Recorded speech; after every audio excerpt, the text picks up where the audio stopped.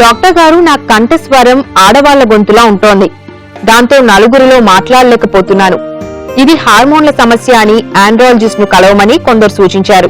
ఒక డాక్టర్ ని కలిస్తే చిన్నప్పటి నుండి గొంతు అలాగే ఉంటే ఆండ్రాలజిస్ట్ ను కలిసినా లాభం లేదు అంటున్నారు. ఈ విషయంలో నాకు తగిన సలహా ఇవ్వండి అంటున్నారు.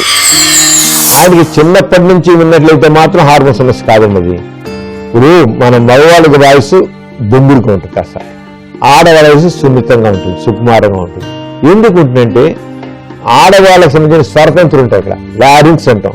ఆ లారింగ్స్ అనేది ఉండేవి ఆ క్లిప్స్ లిప్స్ లాంటివి ఉంటాయి, అవి సన్నగా ఉంటాయి, మృదువుగా ఉంటాయి.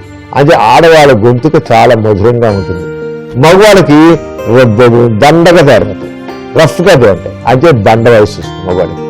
ఈయనకి చిన్నప్పటి నుంచి ఉంటే ఆడవాళ్ళగానే గొంతుగా ఆడవి కాదు, ఈయనకు సంబంధించిన లారింగ్స్ సంబంధించినవి అవి పలచగా ఉన్నాయన్నమాట.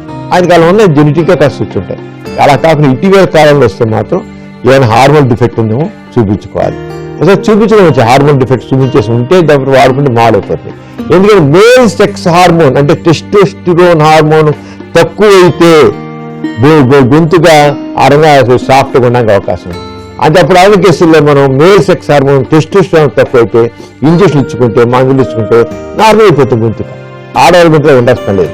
అదే చూపించుకొని ఒకసారి డాక్టర్ చూపించి నాకు ఎలా ఉంది, ఏమైనా హార్మోన్ లోపం ఉందా లేకపోతే ఏంటి, అలాగే లారింగ్స్ చూపించి ఏ రంగు ఉన్నాయో లారింగ్ చూస్తే మారే.